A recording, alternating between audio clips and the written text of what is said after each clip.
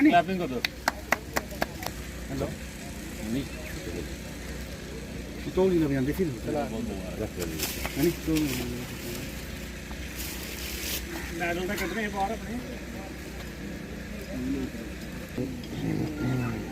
सामने भाई अली भाई तो जाइए सामने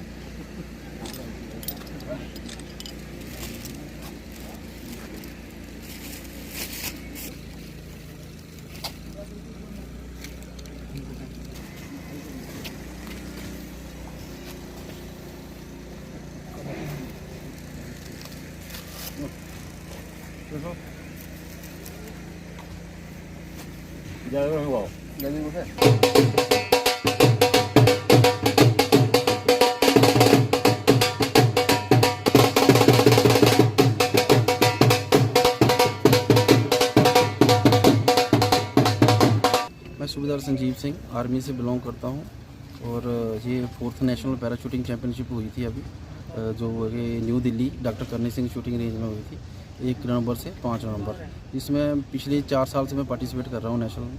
पिछले साल भी मेरा एक सिल्वर मेडल था, उससे पिछले साल भी सिल्वर मेडल था।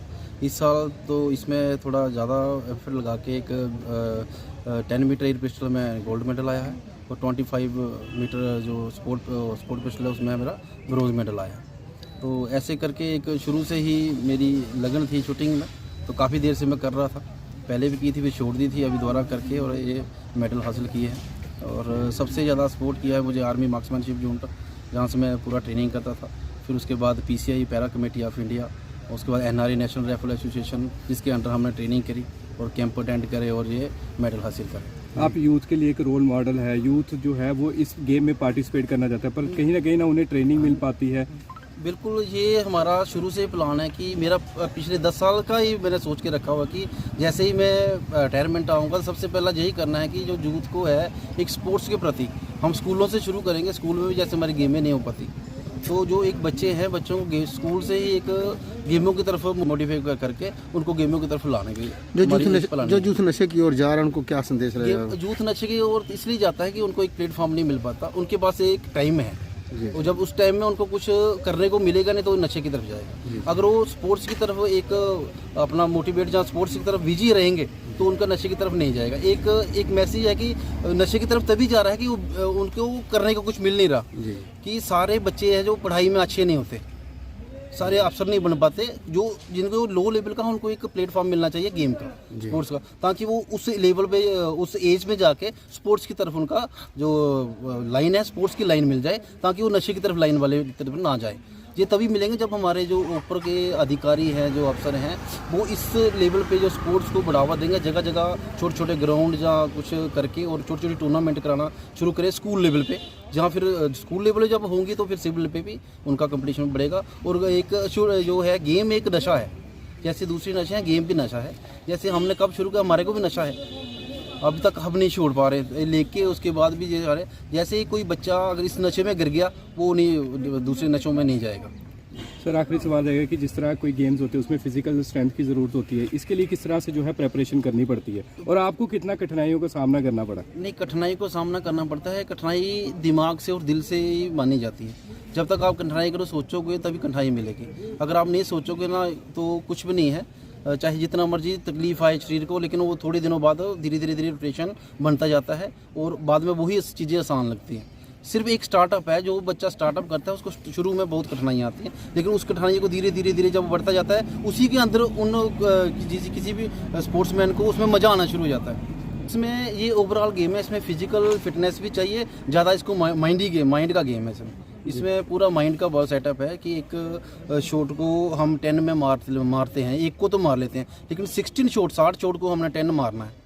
तो उसके लिए माइंड का जो एक सेटअप बहुत लंबे समय तक जो उसको हमने जो बनाना होता है बहुत लंबे समय तक रखना पड़ता है। हमारे पूरी स्टेटों के आए थे, पूरी इंडिया के खिलाड़ी थे उसमें आए हुए, तो उनके अंदर हमारा ये भी है जो काफ़ी टफ गेम है। ये नहीं है कि आपने एक बार स्कोर मार दिया तो उसमें आप आए, पहले हमारे को क्वालिफाई करना पड़ता है। क्वालिफाई के बाद भी आप जब फर्स्ट मार देते हो उसमें मेडल डिसाइड नहीं होता, उसके बाद भी हमारे को फाइनल खेलना पड़ता है। जो टॉप 8 होते हैं उसके अंदर फिर फाइनल एक कंपटीशन चलता है आपस में, हर शॉट का एक शॉट का, उसके बाद फिर डिसाइड होता है कि मेडलिस्ट कौन है कौन। आज हमारे बड़े भाई संजीव सिंह बलोरिया जी जो कि बरवाल के रहने वाले हैं, उन्होंने आपको अच्छी तरह से व्याख्यान कर दिया इस चीज़ का कि 4th पैराशूटिंग जो कंपटीशन था जो कि दिल्ली में 1 से लेकर 5 नवंबर तक हुआ है, उसमें ये लगातार पिछले 3 साल से पार्टिसिपेट कर रहे थे। बट इस बार इनका 10 मीटर और 25 मीटर्स में 10 मीटर्स में इनका गोल्ड आया है और 25 मीटर्स में इनका ब्रॉन्ज मेडल आया है। तो इंडियन आर्मी में ये सूबेदार हैं, तो बहुत ही प्राइड की बात है। आपको तो पता ही है कि कठुआ वीरों की धरती है, ये देश वीरों का है। तो उसी के चलते आज बरवाल एथलीट क्लब ने रेलवे स्टेशन कठुआ पहुंचकर इनका भव्य स्वागत किया और इनको हार पहनाकर इनको बहुत ही वार्म तरीके से इनका वेलकम किया, उसी धुन में कि जैसे पीछे चलते आ रहे हैं कि ये बरवाल की धरती से हैं। तो बरवाल ने सपूत पैदा किए हैं, वो चाहे किसी भी क्षेत्र में हो, स्पोर्ट्स में हो, आर्मी में हो, चाहे वो सिविल सर्विस में एस्पिरेंट्स हो, चाहे वो एडमिनिस्ट्रेटर्स हो, कहीं पे भी। तो उसी की कड़ी में एक और लाइन ऐड करना चाहूँगा कि जिस तरह से इन्होंने यूथ का मार्गदर्शन किया है और यूथ के हौसले बुलंद किए हैं। गोल्ड मेडल आना कोई छोटी मोटी बात नहीं होती। ये कहीं पे भी पैसे दे के गेम अरेंज नहीं की गई थी। ये इंडियन आर्मी के द्वारा एक सशक्त और एक ऑर्गेनाइज तरीके से गवर्नमेंट ऑफ इंडिया के द्वारा रजिस्टर्ड जो एक एसोसिएशन है उसके द्वारा ये गेम करवाई गई थी। और जो शूटिंग गेम है ये इनकी प्रोफेशनल गेम है जो कि ये आर्मी में शुरू से लेके करते आ रहे हैं।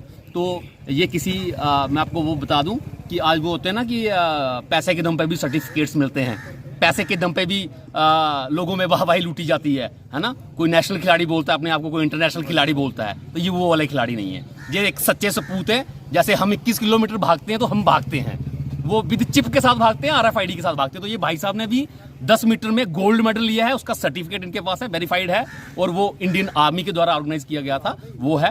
तो इसी के चलते मैं एक संदेश और देना चाहूँगा कठुआ के यूथ को कि इसी स्पोर्ट्स की लय में अपने आप को बना के रखें। जैसे हमारे भाई साहब ने आज इस चीज़ को प्रूफ कर दिया है कि we are having the capability, we are having the dedication, we are having the dignity towards our country, we are the young youth of this country, this Kathua. तो we are having the capability to represent our district on the top of the country's list. तो इसी क्रम में आज मैं आप सभी media बंधुओं का धन्यवादी रहूँगा।